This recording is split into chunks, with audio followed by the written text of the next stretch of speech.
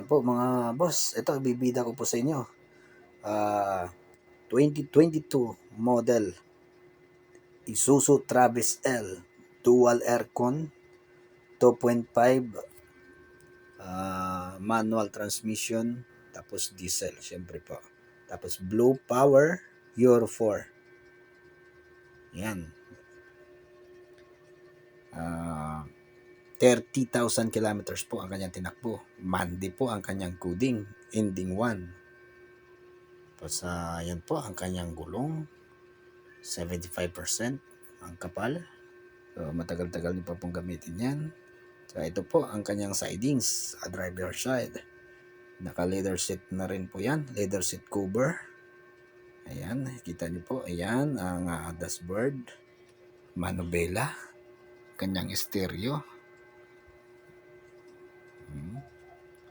Saka yan ang kanyang ceiling. Tapos yun po, naka plastic pa po ang kanyang sun visor. Ito naman ang kanyang likod, body, naka 3 sliding glass po.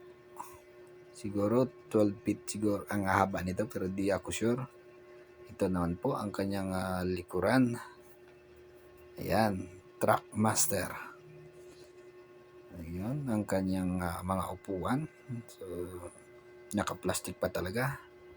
Ayan. Tapos yun, kanyang aircon sa likodan. Ayan po. Ito rin po ang kanyang right side na ayan, ang gulong. Nakikita nyo naman po, makapal din. 75. Tapos ang spare tire. Ayan. Tsaka ito naman po ang kanyang passenger side. Yan po, nakikita nyo naman po ang mga plastic talagang intact na intact. So po sa mga naghahanap po nito, ayan po, kontakin nyo lang po ako, message or comment nyo po ako. Ayan, pwede po tayo sa cash, bank finance, saka trade-in. So po, negotiable naman po ito upon viewing. Mas maganda po talaga makita nyo po ito para makita nyo po ang tunay na kagandahan ng unit. God bless po. Sayaan nyo po. God bless. God bless. Bye bye.